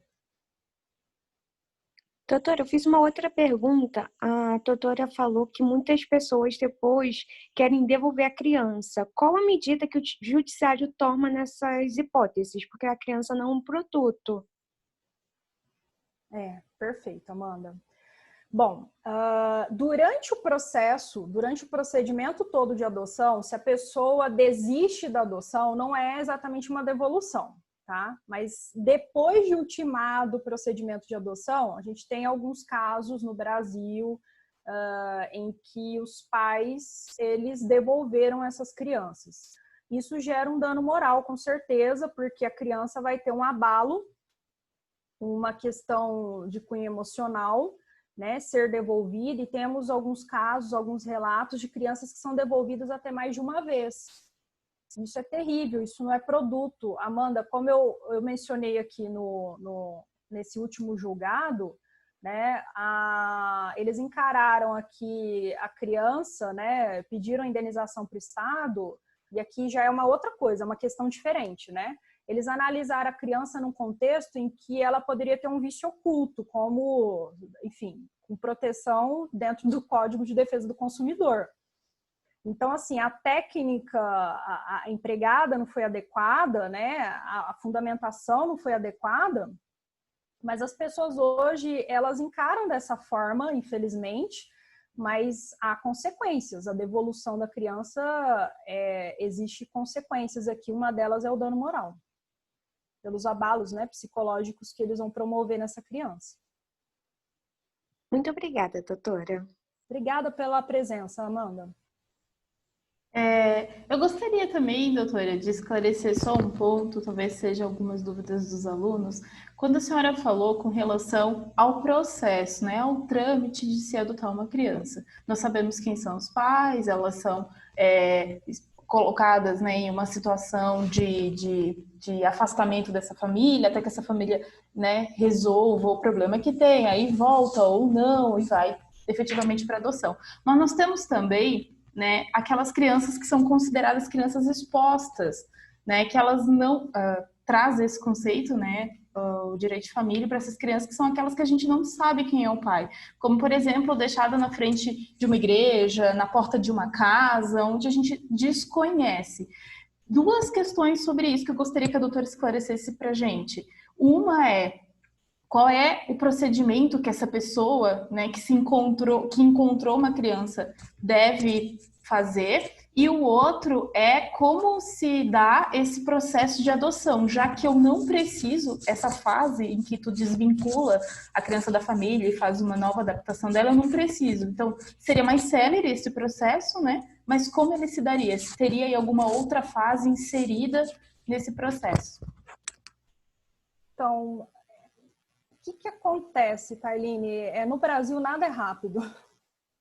Essa que é a realidade, nada é rápido. Mesmo nesses casos que parece até simples de se resolver, porque essa criança, você pode ter certeza que num primeiro momento, qual que é o procedimento, né? Você leva até o conselho tutelar, se você encontra uma criança nessa situação, ou apresenta ela na própria vara de infância e juventude, Ministério Público, enfim, você precisa levar essa criança para algum lugar e deixá-la em segurança. Esse procedimento em si, mesmo naquela primeira fase em que eu vou tentar reinserir essa criança e eu conheço o contexto familiar dessa criança, ela não vai ser 100% suprimida. Vai haver uma investigação para tentar achar esse pai e essa mãe. Precisa esgotar todas as formas possíveis, enfim, de se encontrar esse pai e essa mãe e tentar uma reinserção dentro desse contexto familiar. Talvez, aí vai depender muito dos procedimentos da própria vara de infância do local. Isso vai ser algo muito célere, realmente, na construção do seu raciocínio deveria ser algo muito célere, porque é muito triste, muito grave esse tipo de abandono da criança, né? Entregá-la à própria sorte, enfim, correndo risco e abandonada. Mas, em alguns casos, no procedimento para tentar encontrar aqui a família em reinserir ou talvez encontrar alguma família extensa, algum indício de existência de família extensa, isso pode ser que demore.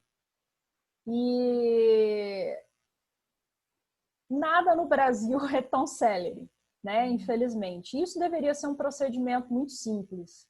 Eu também entendo como você, deveria ser um procedimento muito simples. É um mito que a pessoa que encontrou tem preferência na adoção dessa criança? A gente pode considerar como um mito? Sim, mas olha lá, né? Graças a Deus, o direito das famílias ele não está estagnado. Eu vou buscar aqui no meu celular. Hoje, eu acompanho o IBDFAM.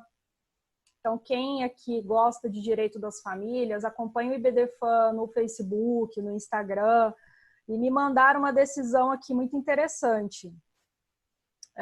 A pessoa, quando você encontra essa criança, ou quando você está com essa criança, você precisa entregá-la, enfim, às autoridades, né, ao Estado, para que ele dê o direcionamento. O correto é que se entregue para pessoas cadastradas naquele Cadastro Nacional de Adoção.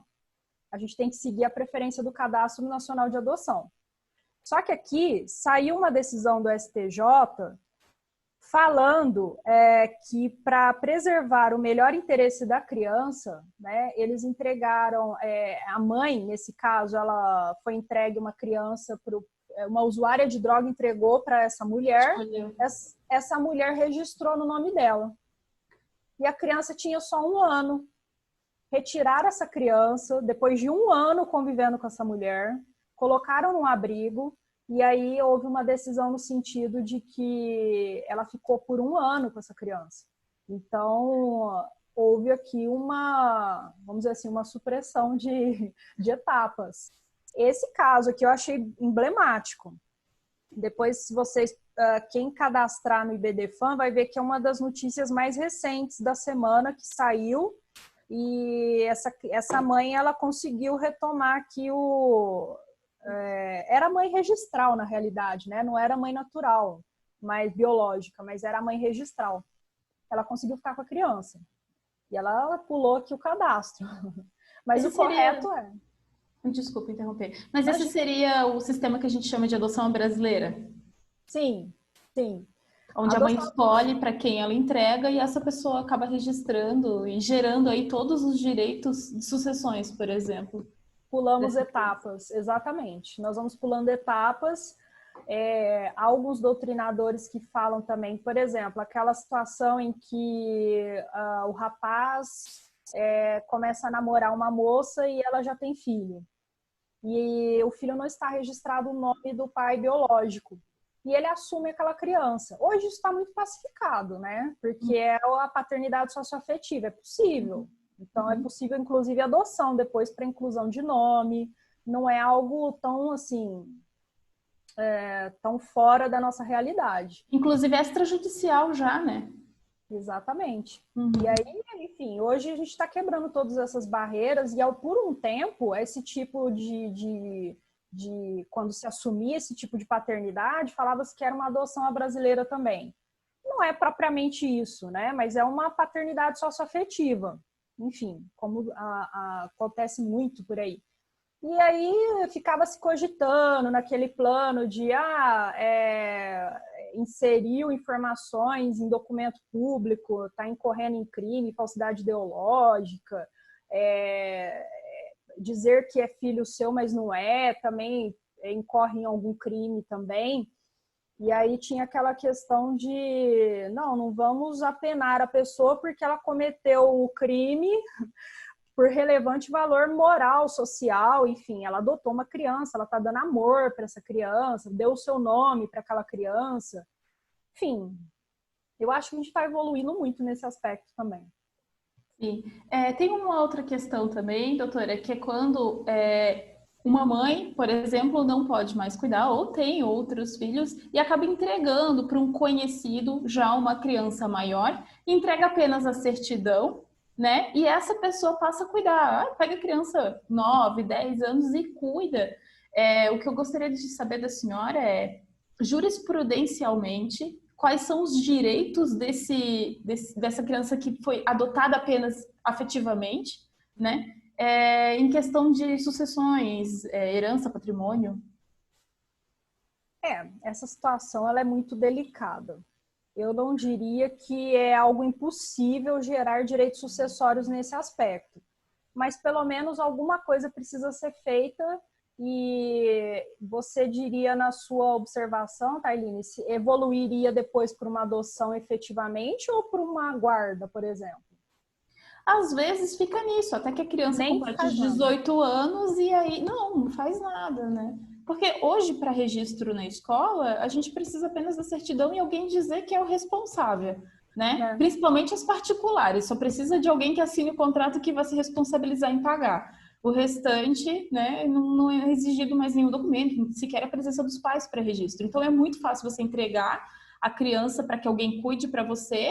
E o problema que eu vejo nessa situação é que aquela pessoa que pegou essa criança está a qualquer momento suscetível ao que o pai ou a mãe requeira novamente, né? Então, ela não tem respaldo de direito nenhum nesse caso. Mas o que eu queria saber é que consequências jurídicas, né, que direitos essa criança que foi inserida, às vezes 10, 15 anos numa família dessa forma, teria, né, nessa nova família, direito a questões sucessórias, né? A questão sucessória em específico eu acho que é um pouco delicada. Tá? Eu resolveria isso, mas o brasileiro não tem por hábito fazer testamento. Então, nós não fazemos testamento, né? Deveríamos mudar esse hábito. Mas nada impede que essa criança seja depois adulto, enfim, né? Um filho socioafetivo seja incluído no testamento da pessoa. Agora, essa criança vai encontrar uma certa dificuldade, vai depender muito do parentesco que elas têm, ou você fala de um conhecido, entregou para um conhecido, não é nem parente. Sim, não. Mas vai ter uma certa dificuldade depois no plano sucessório. Agora, na área de família, no plano de direito de família, dá para discutir muitas coisas aí, né? Isso é abandono, né? Então, o mínimo que precisa ter, e que o brasileiro também ele vai deixando, como você disse, doutora Tailine, vai fazer matrícula na escola, se aquela certidão de nascimento está servindo, vai deixando para frente, não vai regularizar nada. Exatamente. E assim, o ideal é que se tivesse pelo menos uma guarda, alguma coisa, né? Enfim, depois de um período vivendo com essa nova família. Mas no plano, eu entendo que no plano sucessório ela vai ter muitos problemas. Não é nada impossível esse tipo de reconhecimento, porque eu tenho agora a filiação socioafetiva sendo recepcionada, mas nós resolveríamos esse problema aqui contemplando essa pessoa com testamento. Agora, quem faz testamento no Brasil, né? Exatamente, é verdade. Até pelo custo. Eu consigo, depois da criança de um tempo já morando com uma nova família, eu consigo fazer a adoção dessa criança sem que ela passe por todos esses trâmites, considerando esse tempo que ela já está, ou assim que as autoridades souberem que essa criança ela está de forma irregular nessa família, ela é tirada, levada a um abrigo e passa por todo o procedimento, eu consigo invocar, por exemplo, essa jurisprudência que a doutora comentou de 1 ano, mas transformando ela por uma causa muito maior, que são mais anos, 10, 8 anos? Sim, vamos colocar aqui, por exemplo, vai depender muito da cabeça do juiz, obviamente, né, dele estar um pouco mais suscetível e flexível a essas normas, mas vamos colocar aqui o caso nós temos a figura do padrinho e da madrinha, né, que eles não estão inseridos dentro do Cadastro Nacional de Adoção, o padrinho, a madrinha e o caso da família substituta. Nós temos esses institutos hoje dentro do procedimento de adoção. Quem são essas pessoas? São pessoas que vão proporcionar carinho, amor, algum momento de tranquilidade para essas crianças. O padrinho e a madrinha, eles vão presentear, vão passar um fim de semana e não necessariamente querem adotar. Eu não sei se eu vou conseguir responder a sua pergunta, mas eu acho que encaixa muito bem nessas duas figuras. Por exemplo, a família substituta também, ela tem um cadastro junto à vara da infância local da cidade e ela se coloca à disposição, fala, olha, eu não quero que as crianças vão para abrigos, mas eu ofereço a minha casa para que elas fiquem por um período aguardando a pessoa que estará na vez da adoção e que está no Cadastro Nacional de Adoção. Famílias substitutas e padrinhos e madrinhas, eles não estão inseridos no cadastro porque há essa proibição, eles estão ali só para dar um suporte. E há casos em que nós temos algumas jurisprudências e temos alguns julgados em que você recepcionando essa criança na sua casa, e aí vem Maria Berenice Dias, ela fala, tem uma passagem maravilhosa dela, que ela fala o seguinte, não podemos proibir essas pessoas de adotar porque é proibido amar. Né? Você vai desenvolver um amor e um carinho, às vezes, acolhendo essa criança e depois você não pode adotar porque você não está no cadastro. Então, eu já tenho entendimentos doutrinários no sentido de flexibilizar, porque havia um convívio, nós vamos suprimir esses 90 dias mínimos exigidos para que essa criança se adapte à nova família e já estava um tempo com aquela família. E aí eu já tenho alguns casos no Brasil e a gente precisa promover uma mudança legislativa para efetivamente autorizar, né, essas famílias ou padrinhos, madrinhas ou famílias substitutas a adotar ou casos semelhantes como esse. O microfone está fechado. Perfeito, doutora. Obrigada. Obrigada pelas perguntas. Imagina. Algum aluno teria mais alguma pergunta?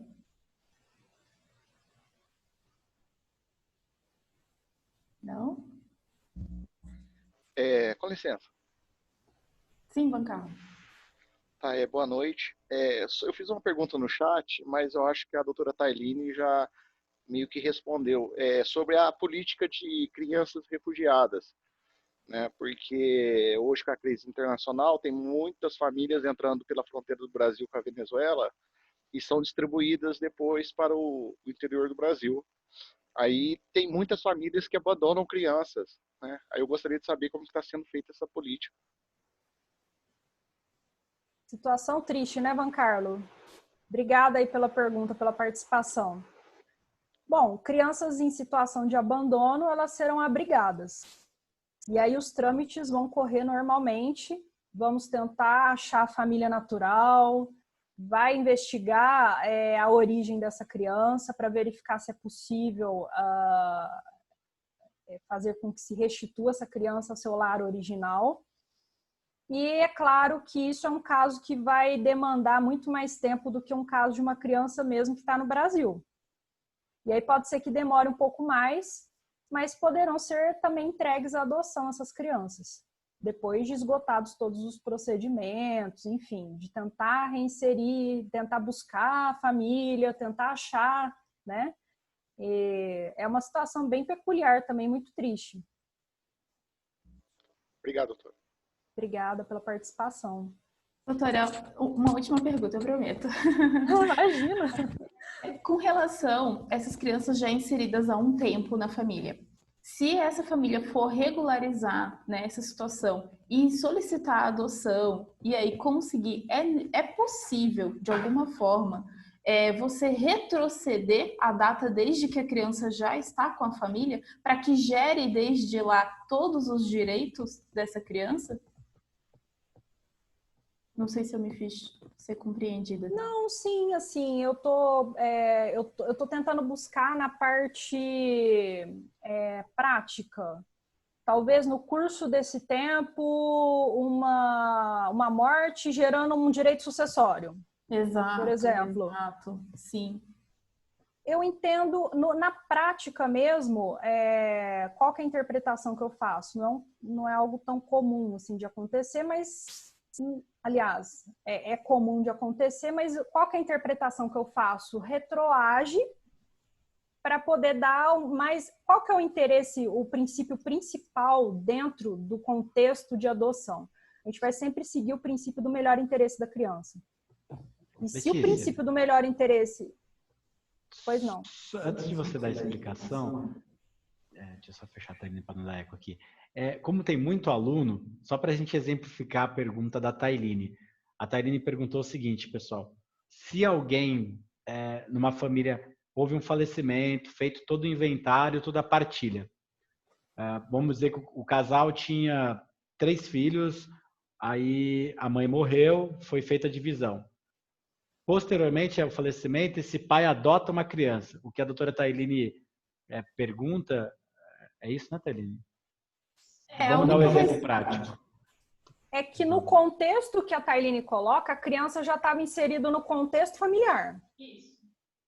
Então aí eu vou mudar o exemplo, então. O casal tinha 3 filhos e vivia uma criança que não era adotada.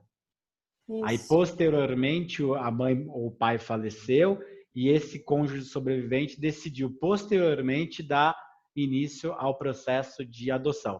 A pergunta da doutora Tailine é se o momento da adoção vai ser antes da morte para gerar os efeitos, porque isso causaria, queridos alunos, causaria uma redistribuição da partilha, porque surgiu o 4º herdeiro. Essa é a pergunta da doutora Tailine.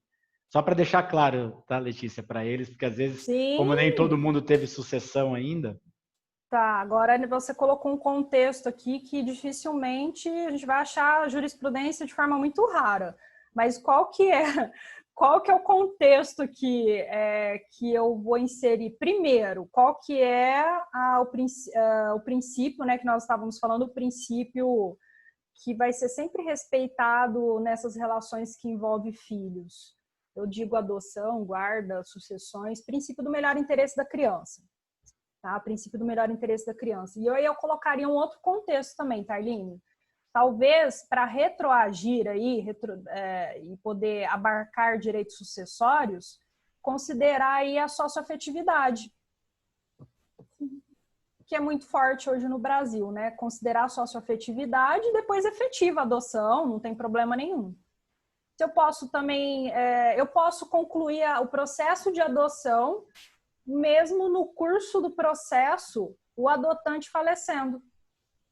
Então, se no curso do processo eu já tenho provas suficientes, por exemplo, de que o pai e a mãe, eles realmente queriam e já tinha laços de afetividade com a criança, não tem problema nenhum em terminar o processo. E aí a criança vai receber todos os direitos sucessórios. Perfeito, doutora. Obrigada. Imagina. O pessoal participa bastante aqui, né? Eu gostei. Adorei. Bom, agora que eu estou abrindo aqui o chat, eu posso...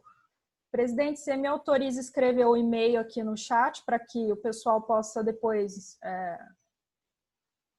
Quem sou eu para lhe autorizar alguma coisa? Quem quiser depois o material, eu mando. Uhum. Acho que já foi até um pedido aqui dos meus alunos pelo WhatsApp. Enquanto a Letícia escreve, pessoal, não havendo mais perguntas, eu quero aqui fazer uns agradecimentos e completar. A Letícia, como eu disse, é uma grande amiga. Além de... O currículo é meio extenso, mas eu vou resumir. Além de vice-presidente da Escola Superior de Advocacia, ela é conselheira efetiva da Seccional São Paulo e não poderia me esquecer, ligada que está lá a subseção de Barretos. Ela foi presidente da subseção de Barretos do ano de 2016 a 2018. Hoje, à frente da liderança do nosso querido amigo Belisário. Então, que sirva muito de inspiração, principalmente as nossas alunas, essa jovem presidente lá que liderou Barretos por o biênio passado e agora está fazendo esse trabalho à frente à ESA. Acho que, Letícia, de verdade, eu já te disse isso pessoalmente, você é uma inspiração para essas alunas que estão aqui no início da carreira, no início do estudo. Se inspirem na Letícia, fico até com vergonha com essa aula que você deu de voltar à sala de aula. Vou mudar para penal, assim não tem concorrência. Letícia, obrigado de coração por você ter vindo aqui participar conosco. Você sabe que Pirassununga é sua casa também, aqui você manda e desmanda, pode ligar, vir aí.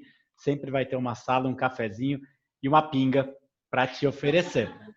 Porque pinga é nossa especialidade aqui. E jantar... Quase não gosto. E aí, muito obrigado mesmo. Vou deixar a Tailine também fazer os cumprimentos. Se algum aluno quiser fazer alguma ponderação para a Letícia, só pedir a palavra também, que a gente cede. Letícia, do fundo do meu coração, um beijo para você, um grande abraço, que a gente possa se ver em breve, né? Nas nossas reuniões lá na capital. Amanhã eu estarei lá. E aqui, aproveitando também para dizer, quem vai palestrar para a gente amanhã é nada mais, nada menos que Ricardo Toledo, falar sobre processo penal nas inovações trazidas pelo pacote anticrime. Ele que é um monstro no direito penal, vou ficar aqui também atento. Estarei lá amanhã na capital e na quinta o presidente Caio estará aqui conosco também para falar dos alunos sobre a importância do exame de ordem e tudo que vocês, conselheiros, estão fazendo para a manutenção do exame de ordem. Obrigadão mesmo. É só agradecer, então, aos alunos, né? Mais uma vez a doutora. Obrigada aí pela paciência, pela destreza, né? A facilidade em ensinar. Tenho certeza que foi extremamente de valia, né? Conhecimentos aí aos alunos. E espero que possamos nos ver pessoalmente, né? Em breve. Falei para o Kazu que se a senhora vir, tem que ter jantar no Brezinha de novo. Só. E a gente gostaria também de lembrar os alunos que amanhã é uma outra live, né? Então é necessário um novo cadastro, novamente, né? Não esquecer desse detalhe e agradecer mesmo a presença por ter ficado até agora, até o final. E você quer falar mais alguma coisa? Então tá bom. Doutora, muito obrigada, de verdade. Obrigada pela sua disponibilidade, sempre muito acessível e disponível. Obrigada, presidente Carlos. Trabalho incrível, né? Alguns presidentes, eles permanecem aí os seus mandatos em silêncio, a gente quase não escuta falar, mas o trabalho do presidente Kazu, ele ecoa em todo o estado de São Paulo, né? E a doutora Tailine também, admiro muito o seu trabalho aí em Pirassununga. Vocês estão revolucionando, né, a questão de retomada de cursos e às vezes você se manter no cargo por si só, eu sou presidente da ESA Pirassununga. Tem gente que para algumas pessoas só isso já basta. E vocês não, vocês estão promovendo aqui uma revolução e estão trabalhando como nunca, e o trabalho de vocês tem repercutido aqui no estado e chega até a nossa seccional, nós estamos muito atentos a isso. Eu quero agradecer, dizer que muito em breve, como eu estava com muita pressa quando eu fui fazer aquela primeira visita, não foi possível experimentar a pinga de Pirassununga, eu faço questão, eu experimentei uma parmegiana maravilhosa que vocês servem aí, mas na próxima eu vou com mais calma para experimentar enfim, a pinga de Pirassununga, né? Você vai para Pirassununga e não bebe pinga, mesmo que, né? Enfim, mas enfim. Gente, muito obrigada aos alunos que ficaram até agora, a paciência de todos, meus alunos do Unifeb, os colegas advogados, aos alunos aqui da Anhanguera, muito obrigada pelas perguntas, pelo carinho, pela receptividade. Eu estou à disposição, sempre que precisar, só me chamar que eu estou aqui. Letícia, obrigado. Se alguém quiser falar, pode abrir o áudio. E Letícia, seus alunos amanhã estão convidados para todas as palestras, né? Ricardo vai tratar os efeitos, os impactos do pacote anticrime no processo penal e no direito penal. Então, seus alunos estão convidados, pode passar aí os links de inscrição, são todos muito bem-vindos. Alguém quer falar com a doutora Letícia? Muito obrigada. Não? Então... Muito obrigado, a doutora Tailine, a doutora Letícia, a todos aí. Também espero conhecê-la, doutora Letícia. Em breve. Obrigado, boa noite. Aquela hora, Letícia, o Aristeu queria dizer, acho que Brasil, mas também espero conhecê-la. Eu acho que o Aristeu queria dizer que ele tinha 2 filhos adotivos, não é isso, Aristeu? Eu tenho 2 meninas. 2 meninas, é isso que ele queria dizer com 2. Eu já passei por tudo, Que legal! Eu me identifico bastante, assim, tive um problema técnico que fiquei ausente um pouquinho, talvez perdi alguma coisa, mas eu vou mandar e-mail depois. Que legal, Aristeu. Tentar conversar. Eu não tinha entendido o seu... Não, são 2 meninas. Que legal, parabéns. Irmãs, de sangue as 2 meninas. Que maravilha, nossa. Mas obrigado a todos aí também, gente. Um abraço para todo mundo aí. Espero em breve poder revê-los. Obrigado, Aristeu. Letícia, então obrigado mais uma vez. A gente vai encerrar por aqui, vou parar a gravação. E aí depois, quem quiser ficar um pouquinho aqui para conversar comigo, com a Tailine, fiquem à vontade, tá bom? Beijo grande, Letícia. Tchau, tchau.